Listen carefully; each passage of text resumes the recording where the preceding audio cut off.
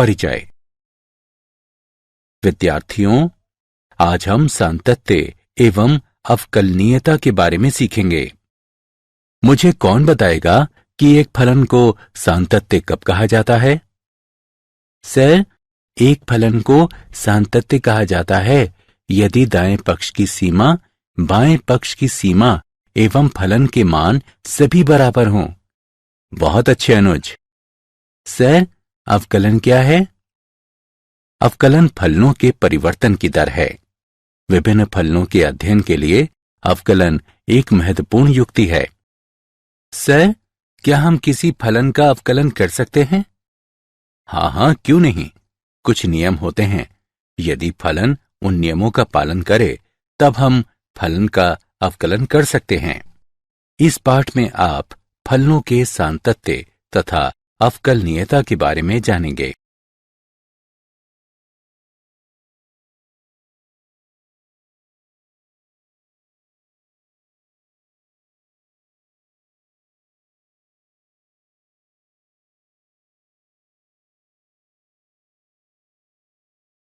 उद्देश्य। इस पाठ के अंत में आप निम्न करने में सक्षम हो जाएंगे। फलन सातत्य है अथवा नहीं, इसकी जांच करना। एक विवृत्त और संवृत्त अंतराल में फलन सातत्य है अथवा नहीं, इसकी जांच करना। सातत्य फलनों पर बीजगणितीय संक्रियाएं लागू करना। संयुक्त फलनों का अवकलन ज्ञात करना। अस्पष्ट फलनों का अवकलन ज्ञात करना। प्रतिलोम त्रिकोणमितीय फलनों का अवकलन ज्ञात करना। चर घातांकीय फलन एवं लघु गणकीय फलनों का अवकलन ज्ञात करना। फलनों के प्राचलित रूपों का अवकलज ज्ञात करना। द्वितीय कोटि का अवकलज ज्ञात करना। माध्यमान प्रमेय की व्याख्या करना और फलन माध्यमान प्रमेय को संतुष्ट करता है अथवा नहीं, इसकी जांच करना।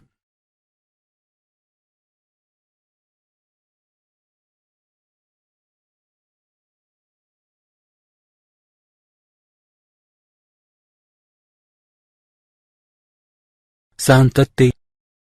एक फलन f(x) को अभ्यंतर बिंदु x बराबर a या इसके प्रांत पर संतत कहा जाता है यदि limit x tends to a f(x) बराबर fa हो। अन्य शब्दों में, एक बिंदु x बराबर a पर एक फलन f(x) संतत कहलाता है यदि बाएं पक्ष की सीमा, दाएं पक्ष की सीमा और फलन के मान सभी एक दूसरे के बराबर हों। उदाहरण के लिए, y बराबर sin x एक संतत फलन है।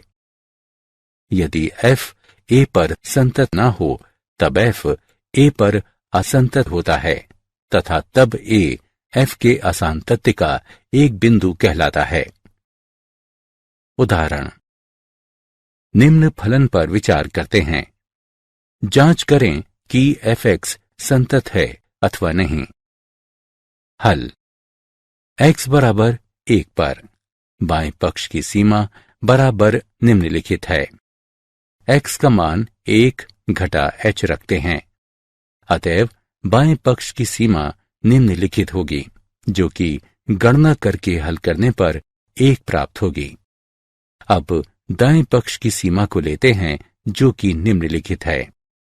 इसमें x का मान 1 जमा h रखते हैं, अतएव दाएं पक्ष की सीमा निम्नलिखित होगी, जो कि गणना करके हल करने पर यह भी 1 प्राप्त होगा। अतः बाएं पक्ष की सीमा बराबर है दाएं पक्ष की सीमा के, जो कि बराबर है f(1) के। अतएव x पर f(x) बराबर 1 संतत है।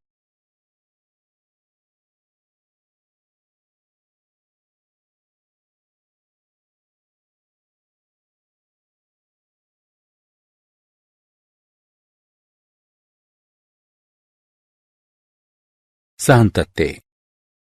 विवृत्त अंतराल पर सातत्य। एक फलन f(x) को विवृत्त अंतराल ए बी का संतत कहा जाता है यदि वो ए बी के प्रत्येक बिंदु पर संतत हो। संवृत्त अंतराल पर सातत्य। एक फलन f(x) को एक विवृत्त अंतराल ए बी पर संतत कहा जाता है यदि x बराबर a पर f(x) दाएं से संतत है, x बराबर b पर f(x) बाएं से संतत है, विवृत्त अंतराल a b के प्रत्येक बिंदु पर f(x) संतत है।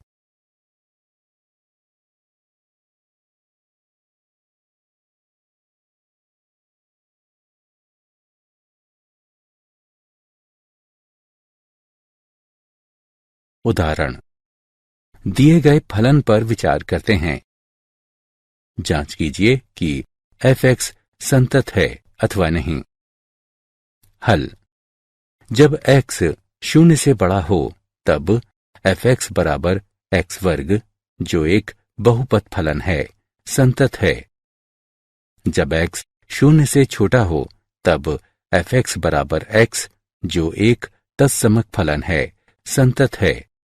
अब केवल x बराबर 0 संदिग्ध बिंदु है। बाएं पक्ष की सीमा बराबर निम्नलिखित है।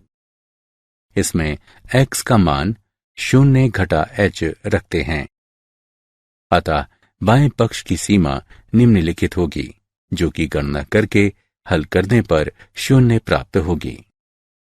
दाएं पक्ष की सीमा बराबर निम्नलिखित है। इसमें x का मान 0 जमा h रखते हैं। अतः दाएं पक्ष की सीमा निम्नलिखित होगी, जो कि गणना करके हल करने पर यह भी 0 प्राप्त होगी। अब f0 बराबर 0 है। अतः बाएं पक्ष की सीमा बराबर है दाएं पक्ष की सीमा के, जो कि बराबर है f0 के। f(x) x बराबर 0 पर संतत है। अतएव f(x) संतत फलन है।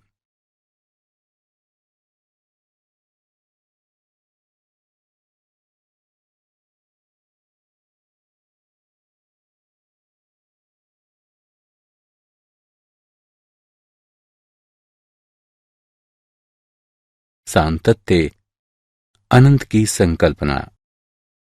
आइए x बराबर 0 पर f(x) बराबर 1 बटा x का आलेख खींचते हैं।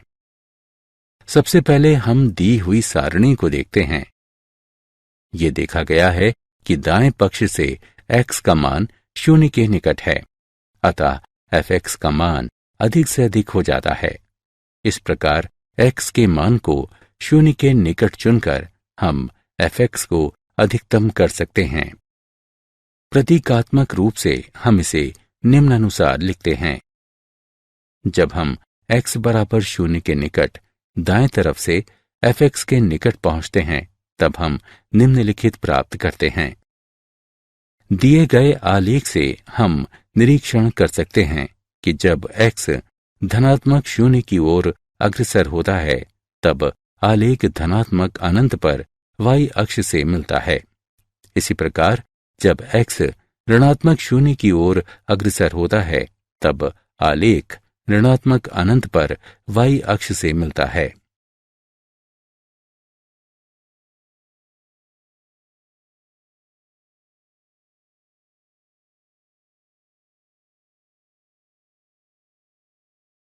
संतत फलन का बीजगणित। प्रमेय 1। मान लीजिए कि f तथा g दो ऐसे वास्तविक फलन हैं जो वास्तविक संख्या a के लिए संतत हैं। तब x बराबर a पर f जमा g संतत हैं। x बराबर a पर f घटा g संतत है। x बराबर a पर f गुणा g संतत है। x बराबर a पर f बटा g संतत है, जबकि g a 0 के बराबर ना हो। प्रमेय 2। मान लीजिए कि f तथा g इस प्रकार के दो वास्तविक मानीय फलन हैं कि a पर f g परिभाषित हो। यदि a पर g संतत है तथा यदि जी ए पर एफ संतत है, तब ए पर एफ जी संतत होगा।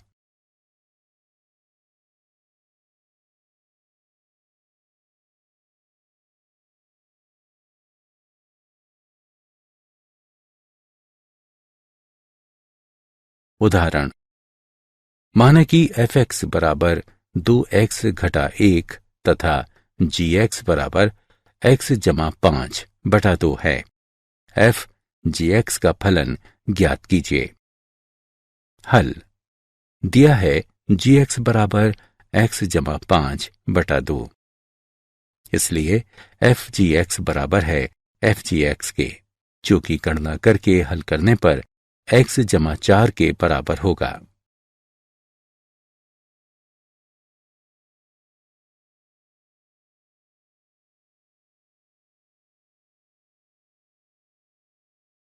अवकलनीयता, माना कि f एक वास्तविक फलन है तथा a इसके प्रांत में एक बिंदु है। यदि h एक छोटी स्वच्छ संख्या है, तब a पर f का अवकलज निम्नानुसार परिभाषित किया जाता है, बशर्ते इस सीमा का अस्तित्व हो। a पर f के अवकलज को f डैश a अथवा निम्नलिखित द्वारा निरूपित किया जाता है। फलन को निम्नानुसार परिभाषित किया जाता है। एक फलन का अवकलज प्राप्त करने की प्रक्रिया अवकलन कहलाती है। एक फलन अपने प्रांत में एक बिंदु ए पर अवकलनीय होता है यदि दोनों सीमाएं अर्थात बाएं पक्ष की सीमा तथा दाएं पक्ष की सीमा परिमित तथा समान हो। प्रमेय, यदि एक फलन f एक बिंदु ए पर अवकलनीय हो, तब वो उस बिंदु पर संतत भी होता है।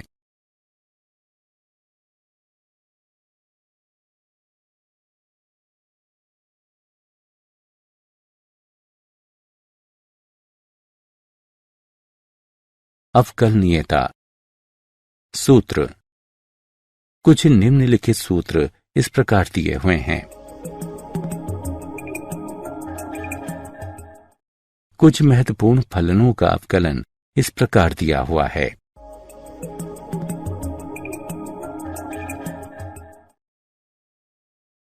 संयुक्त फलन का अवकलन, माना कि y बराबर एफ टी और t बराबर जी एक्स है, जहां f और g दोनों अवकलनीय फलन हैं, तब y बराबर एफ जी एक्स x का एक फलन है तथा अवकलनीय भी है।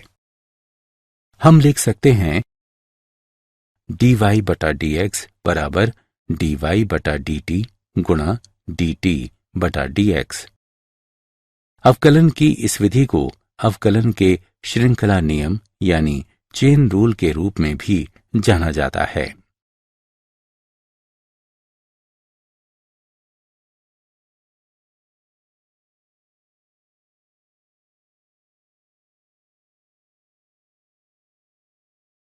उदाहरण, निम्नलिखित फलन का अवकलन ज्ञात कीजिए। हल, दिया गया फलन दो फलनों का संयुक्त फलन है। माना कि t बराबर x वर्ग तथा v t बराबर cos t है। अब x के सापेक्ष t का अवकलन करने पर dt बटा dx बराबर 2x प्राप्त होगा। अब t के सापेक्ष vt का अवकलन करने पर dv बटा dt बराबर d बटा dt cos t बराबर घटा sin t प्राप्त होगा। अतः श्रृंखला नियम से df बटा dx बराबर dv बटा dt गुणा dt बटा dx बराबर घटा sin x वर्ग गुणा 2x प्राप्त होगा। t बराबर x वर्ग का मान रखने पर घटा sin x वर्ग गुणा 2x, जो कि बराबर है घटा 2x sin x वर्ग गुणा 2x प्राप्त होता है।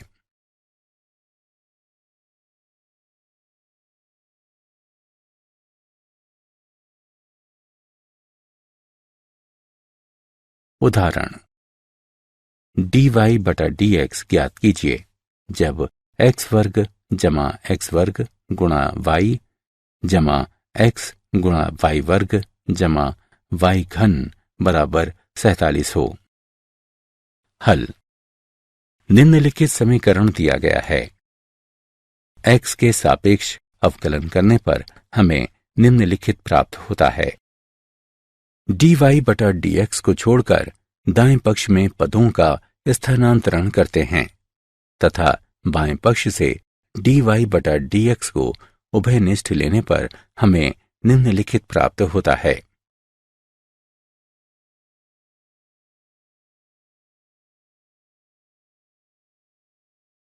प्रतिलोम त्रिकोणमितीय फलनों का आलेख। यहां दो आलेख दिए गए हैं। इनमें से एक साइन व्युत्क्रम x का आलेख है तथा दूसरा कॉस व्युत्क्रम x का आलेख है।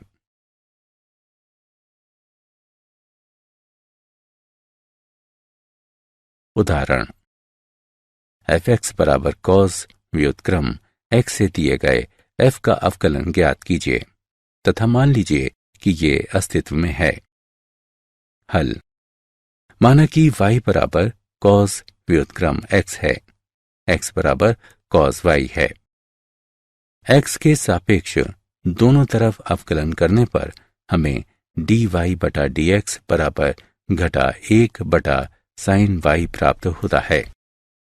देखा गया है कि dy बटा dx परिभाषित है केवल यदि जब साइन y 0 के बराबर न हो, अर्थात y 0 पाई के अंतर्गत है। यह इंगित करता है कि साइन y 0 से बड़ा है, अर्थात साइन y वर्गमूल 1 घटा कॉस वर्ग y है। dy बटे dx बराबर घटा 1 बटे वर्गमूल 1 घटा कॉस वर्ग y जो कि घटा 1 बटे वर्गमूल 1 घटा x वर्ग के बराबर है। चर घातांकीय और लघुगणकीय फलन। चर घातांकीय फलन 10 के आधार वाला घातीय फलन साधारण घातीय फलन कहलाता है। x के सापेक्ष e की घात x का अवकलन e की घात x है, अर्थात d बटा dx e घात x बराबर e घात x है। अनंत श्रृंखला 1 जमा 1 बटा 1 क्रम गुणन जमा 1 बटा 2 क्रम गुणन जमा 1 बटा 3 क्रम गुणन जमा इत्यादि के योगफलन को ई से निरूपित किया जाता है। ई का अनुमानित मान 2.7183 होता है। ये एक अपरिमेय संख्या है। ई घात 0 का मान बराबर 1 होता है। आधार के रूप में इस ई का उपयोग करने पर हम घातीय फलन y बराबर e घात x प्राप्त करते हैं। इसे प्राकृतिक घातीय फलन कहा जाता है। y बराबर e की घात x तथा y बराबर x के लॉग के आधार पर e का आलेख परस्पर दर्पण प्रतिबिंब होता है। लघुगणकीय फलन x के सापेक्ष लॉग x का अवकलन 1 बटा x है, अर्थात d बटा dx लॉग x बराबर 1 बटा x है। लघुगणकीय फलन के गुणधर्म निम्नलिखित हैं।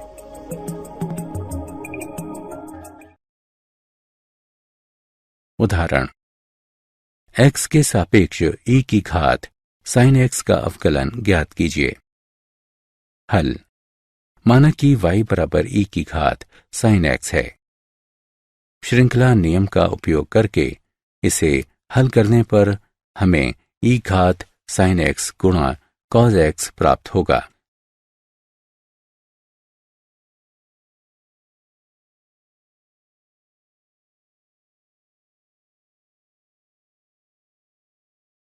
लघुगणकीय अवकलन। अब हम निम्नलिखित फलन के प्रकारों का अवकलन निकालते हैं।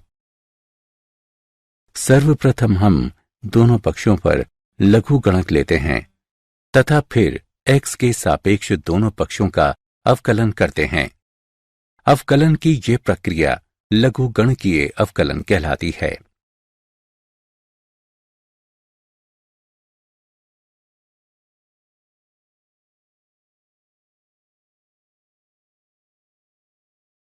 उदाहरण, x के सापेक्ष x की घात x का अवकलन करते हैं। हल, माना कि y बराबर x की घात x है। दोनों पक्षों का लघुगणक लेने पर हमें log y बराबर x गुणा log x प्राप्त होता है। x के सापेक्ष अवकलन करने पर हमें 1/y गुणा dy बटा dx बराबर x गुणा 1/x जमा log x जो कि बराबर 1 जमा log x है। dy बटा dx बराबर y गुणा 1 जमा log x। इसे समीकरण 1 से चिन्हित करें। जैसा कि हम जानते हैं कि y बराबर x की घात x है, तो y का मान समीकरण 1 में रखने पर हमें dy बटा dx बराबर x की घात x गुणा 1 जमा log x प्राप्त होता है। फलनों के प्राचलित रूपों के अवकलज। जब दो चरों के बीच का संबंध जो न ही स्पष्ट होता है और न ही अस्पष्ट होता है, किंतु प्रत्येक पहले दो चरों की एक तीसरे चर के साथ कुछ लिंक होते हैं, तब इस तरह के संबंध को प्राचलिक संबंध कहते हैं तथा तीसरा चर प्राचल कहलाता है। इस तरह के फलनों का अवकलन करने के लिए हम श्रृंखला नियम का उपयोग निम्नानुसार करते हैं। उदाहरण, dy बटा dx ज्ञात कीजिए यदि x बराबर साइन t, y बराबर कॉस 2t है। हल, हमारे पास x बराबर साइन t, y बराबर कॉस 2t है। t के सापेक्ष अवकलन करने पर dx बटा dt बराबर कॉस t, dy बटा dt बराबर घटा 2 साइन 2t हमें प्राप्त होता है।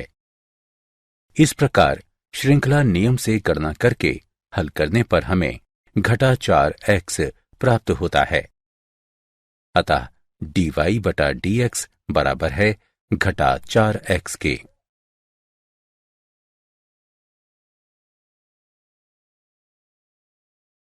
द्वितीय कोटि का अवकलन।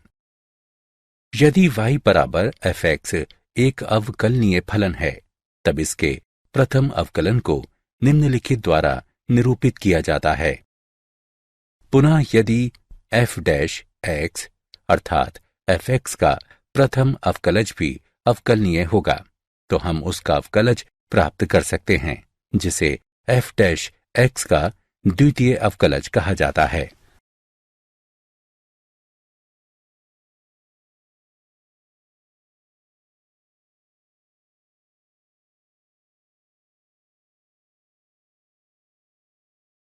उदाहरण, d2y बटा dx वर्ग को ज्ञात कीजिए यदि y बराबर x घन जमा 5x वर्ग जमा 19 हो। हल, हमें निम्नलिखित ज्ञात है, अतः x के सापेक्ष y का अवकलन करने पर हमें dy बटा dx बराबर 3x वर्ग जमा 10x प्राप्त होता है। अब x के सापेक्ष dy बटा dx का अवकलन करने पर हमें d2y बटा dx वर्ग बराबर 6x जमा 10 प्राप्त होता है।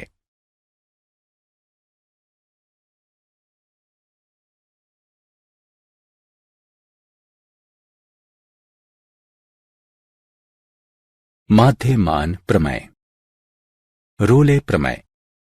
1. यदि एक बंद अंतराल a b पर एक फलन fx को इस प्रकार परिभाषित किया गया है कि ये समवृंत अंतराल a b में संतत है। 2.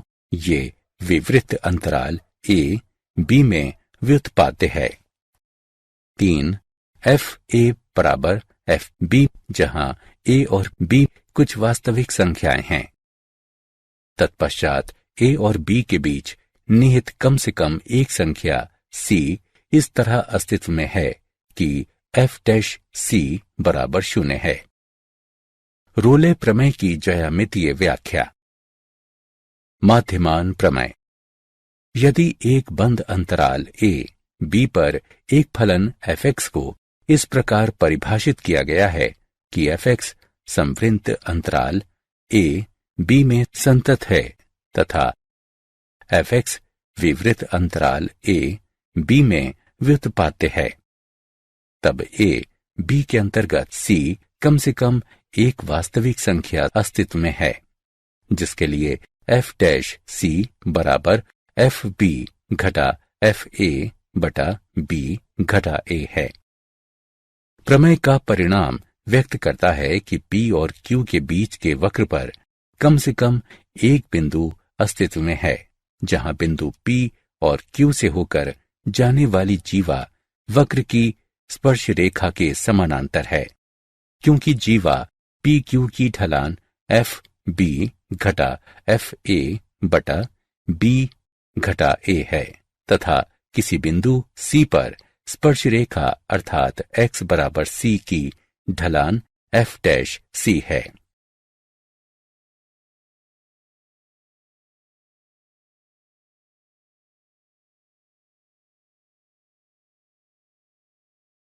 क्या आप जानते हैं, गोटफ्रीड विल्हेम लेibniz एक जर्मन दार्शनिक, गणितज्ञ और तर्कशास्त्री थे, जिन्होंने स्वतंत्र रूप से अवकलन और समाकलन विकसित किया।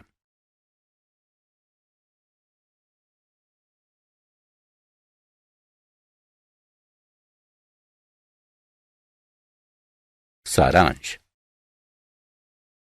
आइए हमने जो कुछ सीखा है उसे संक्षेप में दोहराएं। एक बिंदु x बराबर a पर एक फलन f(x) को संतत कहा जाता है, बशर्ते बाएं पक्ष की सीमा, दाएं पक्ष की सीमा तथा फलन के मान समान या बराबर हों। माना कि एक वास्तविक संख्या a पर f और g दो वास्तविक फलन संतत हैं, तब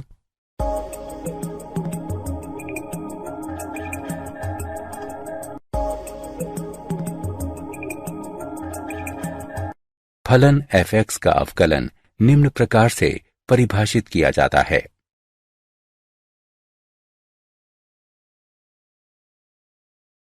संयुक्त फलन के अवकलज को निम्न प्रकार से लिखा जा सकता है। इस अवकलन की विधि को श्रृंखला नियम के रूप में भी जाना जाता है। आधार 10 वाला चर घातांकीय फलन साधारण चर घातांकीय फलन कहलाता है। x के सापेक्ष e घात x का अवकलन e घात x होता है। x के सापेक्ष log x का अवकलन 1/x होता है। प्राचलिक रूपों में फलनों का अवकलन करने के लिए हम श्रृंखला नियम का उपयोग करते हैं।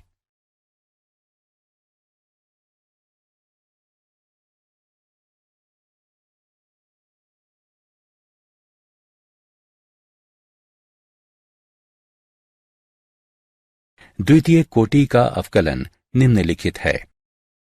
रोले प्रमेय बताता है कि यदि संवृत्त अंतराल a b में एक फलन f(x) संतत है तथा विवृत अंतराल a b में व्युत्पाद्य है एवं fa बराबर fb है, तब a और b के बीच कम से कम एक संख्या c इस तरह निहित है कि f'(c) बराबर 0 है।